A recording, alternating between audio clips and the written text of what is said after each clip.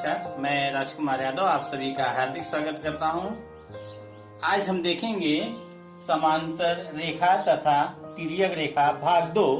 भाग 1 में हमने देखा था समांतर रेखा किसे कहते हैं, तिर्यक रेखा किसे कहते हैं तथा संगत कोण, अंतःकोण तथा एकांतर कोण के बारे में। आज हम देखेंगे दो समांतर रेखाओं तथा तिर्यक रेखा द्वारा निर्मित कोण तथा उनके गुणधर्म।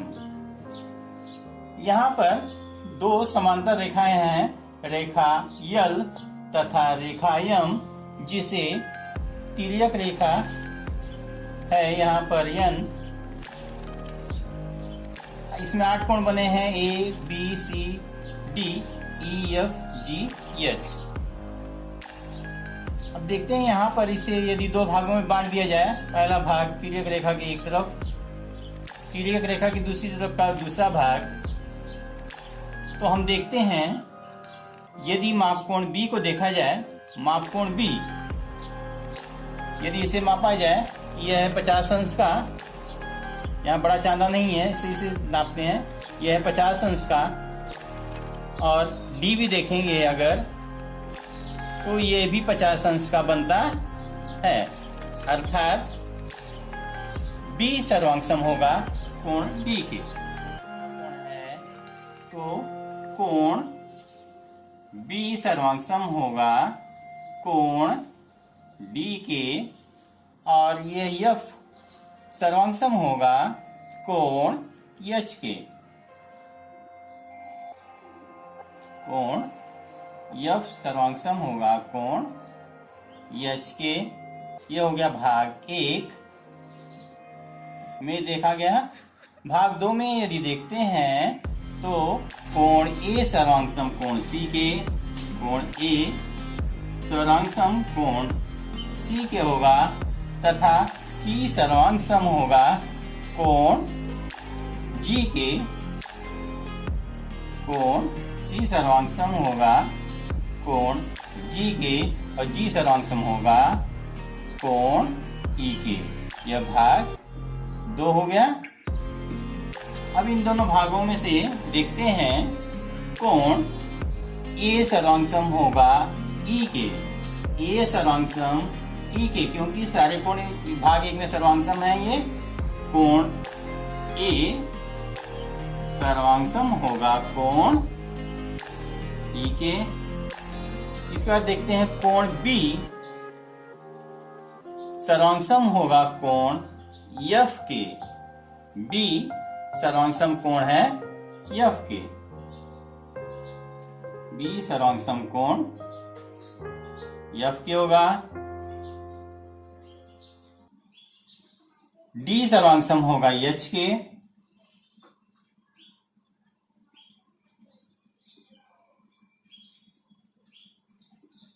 और C सर्वांगसम होगा G के। कोण C सर्वांगसम कोण G के होगा। इसे कहते हैं संगत कोण। संगत कोण एक दूसरे के सर्वांगसम होते हैं।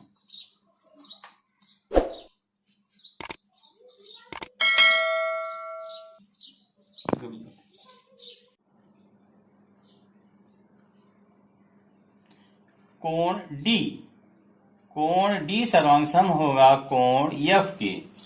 कोण D सर्वांगसम होगा कोण F तथा कोण C सर्वांगसम E के होगा। कोण C सर्वांगसम होगा कोण E के।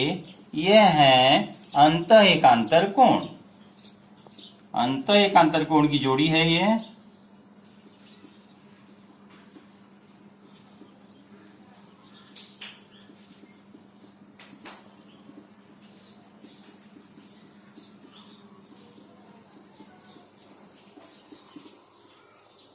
यह समांतर रेखाओं के अंदर बनी हुई है, इसलिए कहते हैं इसे एकांतर कोणों की जोड़ियां एक दूसरे के सर्वांगसम होती हैं।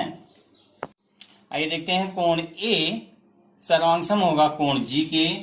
कोण A सर्वांगसम होगा कोण G के तथा कोण बी सर्वांग सम होगा कोण एच के, कोण बी सर्वांग सम होगा कोण एच के, क्योंकि यह बाह्य एकांतर कोण है। ए सर्वांग सम जी, बी सर्वांग सम एच, यह है बाह्य एकांतर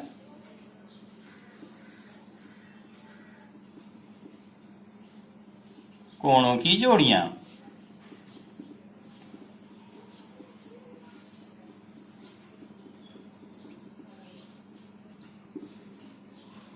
बाह्य एकांतर कोणों की जोड़ियां। आइए चौथा देखते हैं, माप कोण डी तथा ई। कोण डी में यदि ई को जोड़ा जाए तो यह होते हैं 180 अंश का होगा, तथा कोण सी में कोण एफ जोड़ा जाए तो यह भी 180 अंश का होता है, क्योंकि ये हैं अंतःकोण, अंतःकोणों की जोड़ियां।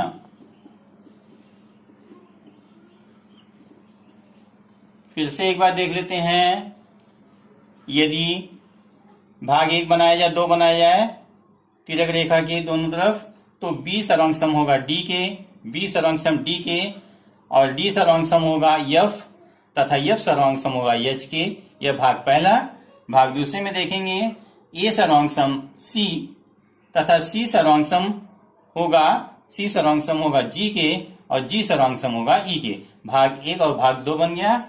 इसके आधार पर देखेंगे हम, ए सर्वांग सम होगा ई के, यहाँ सारे सर्वांग सम है, ए सर्वांग सम सी के, सी सर्वांग सम जी के, जी सर्वांग सम ई के, इसलिए ए सर्वांग सम होगा ई के। बी सर्वांग सम होगा एफ के, बी सर्वांग सम होगा एफ के, डी सर्वांग सम एच के, ये, और सी सर्वांग सम होगा कोण जी के। ये संगत कोणों की जोड़ियां हैं। संगत कोणों की जोड़ियां एक दूसरे के सर्वांग सम होती हैं। दूसरा देखा जाए तो डी सर्वांग सम होगा एफ के, डी सर्वांग सम एफ के तथा सी सर्वांग सम ई के। यह है अंतः एकांतर कोणों की जोड़ियां। अंदर में कोण बने हैं, इसलिए इसे कहते हैं अंतः एकांतर कोण। तीसरा देखा गया कि ए सर्वांग सम जी के, ए सर्वांग सम जी के तथा बी सर्वांग सम एच के, यह तिर्यक रेखा के बाहर बने हुए एकांतर कोण हैं, इसलिए इसे कहते हैं बाह्य एकांतर कोणों की जोड़ियां सर्वांग सम होती हैं। अब देखते हैं यहाँ पर डी, कोण डी तथा कोण ई को जोड़ा जाए तो होते हैं 180 अंश के, तथा सी तथा एफ को जोड़ा जाए तो भी होता है 180 अंश का, क्योंकि यह अंतः कोणों की जोड़ियां हैं। आइए देखते हैं संगत कोणों का गुणधर्म, प्रॉपर्टी ऑफ करस्पॉन्डिंग एंगल्स। जब दो समांतर रेखाओं को एक तिर्यक रेखा प्रतिच्छेदित करती है तो उस पर बनने वाले संगत कोण एक दूसरे के सर्वांग सम होते हैं। आइए देखते हैं संगत कोण कौन से हैं इसमें। ए एम पी, कोण ए एम पी, कोण ए एम पी, यह वाला कोण, यह सर्वांग सम होगा कोण यम एन आर के। सर्वांग सम कोण यम एन आर के होगा। यहां देखते हैं यह वाला कोण, कोण A M Q, A M Q, सर्वांग सम होगा कोण यम एन एस के। कोण यम एन एस के होगा। अब देखते हैं यहां पर कोण पी एम एन, कोण पी एम एन सर्वांग सम होगा कोण आर एन बी के। कोण आर एन बी के होगा। अब यहां देखेंगे कोण क्यू एम एन, कोण क्यू एम एन सर्वांग सम होगा कोण एस एन बी के। कोण एस एन बी के बराबर होगा। आइए देखते हैं एकांतर कोण का गुणधर्म, प्रॉपर्टी ऑफ अल्टरनेट एंगल। दो समांतर रेखाओं पर यदि एक तिर्यक रेखा प्रतिच्छेदित करती है तो एकांतर कोण एक दूसरे के सर्वांगसम होते हैं। यहां देखते हैं कौन से एकांतर कोण है। यहां है पी यम एन, कोण पी यम एन, ये वाला कोण पी यम एन सर्वांगसम होगा कोण यम एन यस के, कोण यम एन यस के, क्योंकि एकांतर कोण है ये। दूसरा एकांतर कोण है ये वाला कोण, इसका नाम है क्यू यम एन, कोण क्यू यम एन सर्वांगसम होगा यम एन आर के, कोण यम एन आर के होगा। ये दोनों कोण अंदर में बनते हैं, इसलिए इसे कहते हैं अंत एकांतर कोण। अब जो समांतर रेखा के बाहर कोण बनता है एकांतर, उसे कहते हैं बाह्य एकांतर कोण। उसका नाम है, यहां देखेंगे ए एम पी, कोण ए एम पी सर्वांगसम होगा कोण ए एम पी सर्वांगसम होगा कोण यस एन बी, कोण यस एन बी के होगा। तथा दूसरा कोण यह वाला होगा कोण ए एम क्यू, कोण ए एम क्यू सर्वांगसम होगा कोण ए एम क्यू सर्वांगसम होगा इसके आर एन बी के, कोण आर एन बी के। अर्थात एकांतर कोण का गुणधर्म है कि वे एक दूसरे के सर्वांगसम होते हैं। कोण ए एम पी, कोण ए एम पी सर्वांगसम कोण यस एन बी तथा कोण ए एम क्यू सर्वांगसम होगा कोण आर एन बी के। यह कोण समांतर रेखा के बाहर बनते हैं, इसलिए इसे कहते हैं बाह्य एकांतर कोण। अंत कोणों का गुणधर्म, प्रॉपर्टी ऑफ इंटीरियर एंगल। समांतर रेखाओं की तिर्यक रेखा द्वारा निर्मित अंत कोणों की प्रत्येक जोड़ी के कोणों के मापों का योगफल होता है 180 अंश। देखते हैं अंत कोण कौन से हैं। कोण पी एम एन, कोण पी एम एन धन कोण पी एन आर, कोण एम एन आर। इन दोनों कोणों के मापों का योगफल होगा 180 अंश।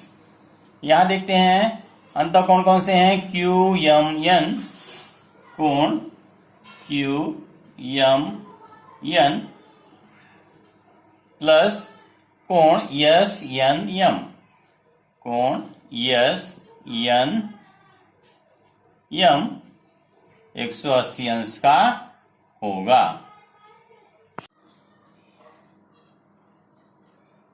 अभी हमने देखा संगत कोण, एकांतर कोण तथा अंतः कोण के गुणधर्म। आइए इस पे आधारित प्रश्न देखते हैं। संलग्न आकृति में रेखा ए भी समांतर रेखा पी क्यू तथा रेखा यल यम, यल तथा यम इसकी तिर्यक रेखा है। माप कोण दिया गया है M N Q, M N Q ये 70 अंश का दिया गया है। तो ए ओ एन, ए ओ एन इस कोण का माप बताना है। यहां देख रहे हैं कोण दिया गया है, माप कोण यम एन क्यू 70 अंश का दिया गया है। इसके शीर्ष पे बना हुआ कोण माप कोण X N P, X N P सर्वांगसम होगा माप कोण यम एन क्यू के, क्योंकि ये है शीर्षाभिमुख कोण। शीर्षाभिमुख कोण, शीर्षाभिमुख कोण एक दूसरे के सर्वांग होते हैं। कोण क्यू एन यम तथा ओ एन पी दोनों एक दूसरे के सर्वांग है, क्योंकि यह शीर्षाभिमुख कोण है, इसलिए यह कोण भी होगा 70 अंश का। अब देखते हैं कोण ए ओ एन। कोण माप कोण ए ओ तथा एन में यदि जोड़ते हैं ओ एन पी को, कोण माप कोण ओ एन पी को, तो ये अंतर कोण है। अंतर कोणों के मापों का योगफल होता है 180 अंश। तो यहां पे दिया गया ओ एन पी अभी हमने निकाला, ए ओ एन पी का माप 70 अंश। माप कोण ए ओ एन हमें निकालना है, बराबर है 180 अंश। माप कोण ए ओ एन 70 अंश, यहाँ पे धन है, धन बराबर की दूसरी हो जाएगा तो ऋण हो जाएगा।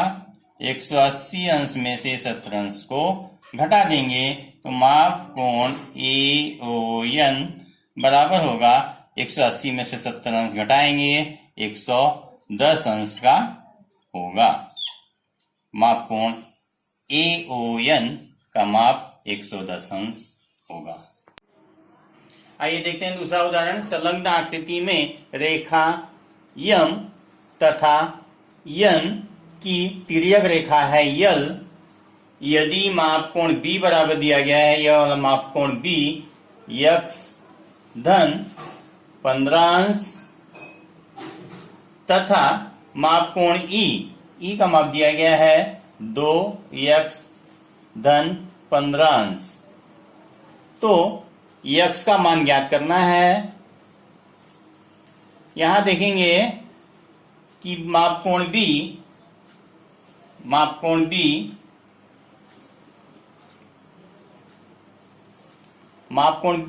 सर्वांग होगा माप कोण एफ के,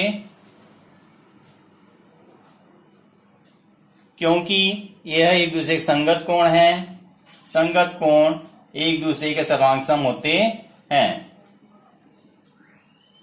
बी सर्वांग है एफ के, इसलिए एफ का माप हो जाएगा, माप कोण एफ होगा यक्स धन 15 अंश का होगा। यहां पे एफ का मान आ गया यक्स धन 15 अंश। अब कोण एफ और कोण ई दोनों को जोड़ते हैं तो यह रैखिक गोल कोण होता है। रैखिक गोल कोण का माप होता है 180 अंश। यह होगा रैखिक युगल कोण। कोण एफ प्लस कोण ई बराबर हो जाएगा 180 अंश। अब इसमें एफ का मान रखते हैं। एफ का मान दिया गया है यक्स धन 15 अंश धन ई का मान दिया गया है 2x धन 15 अंश बराबर 180 अंश में होगा। अब इसको हल करते हैं। x धन 15 धन 2x धन 15 बराबर 180 अंश। यहाँ 15 और 15 को जोड़ देंगे। 15 हो गया 30। उसके पहले इसको जोड़ेंगे, x को x, यहाँ पे x है, यहाँ पे 2x है, 1 और 2 हो जाएगा 3x धन 15 ये हो गया 30, यहाँ 180 अंश।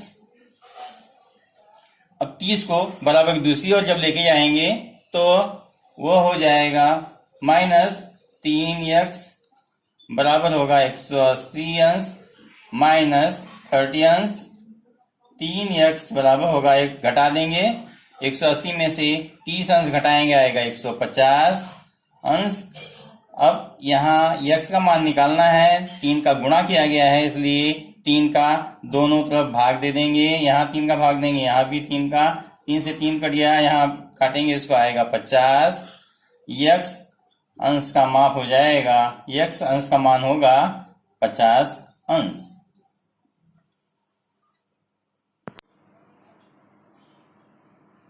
आइए देखते हैं इस प्रश्न को। दो समांतर रेखाएं हैं यल तथा यम, जिसकी तिर्यक रेखा है यन, इस पर बने हुए कोण का माप दिया गया है बी का दिया गया है 70 अंश।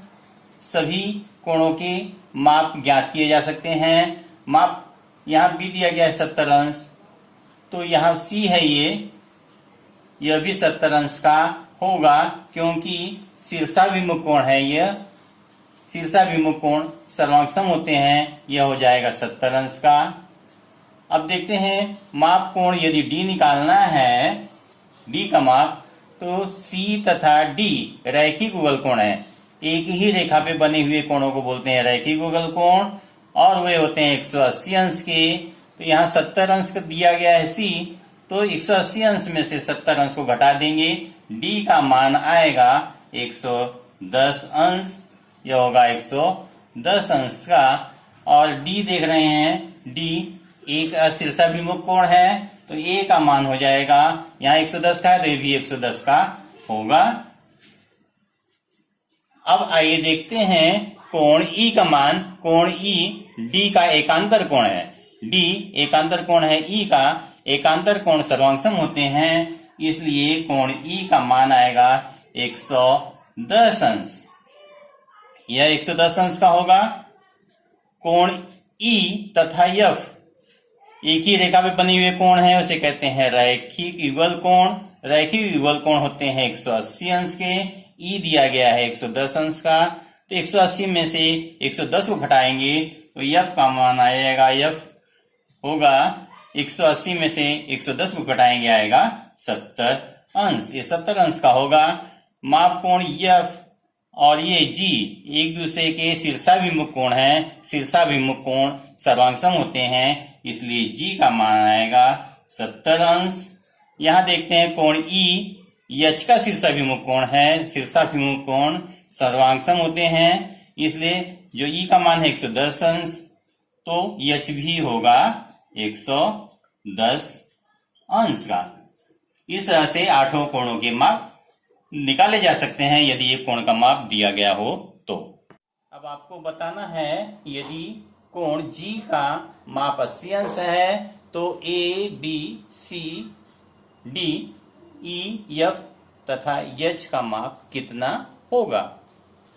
अभी हमने देखा संगत कोण, एकांतर कोण तथा अंतः कोण के गुणधर्म तथा उन पर आधारित कुछ प्रश्न।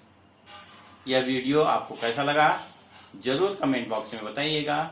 यदि आपने चैनल को सब्सक्राइब ना किया हो तो सब्सक्राइब कीजिएगा, लाइक कीजिएगा, शेयर कीजिएगा। पुनः अगली वीडियो में आपसे मुलाकात होगी, तब तक के लिए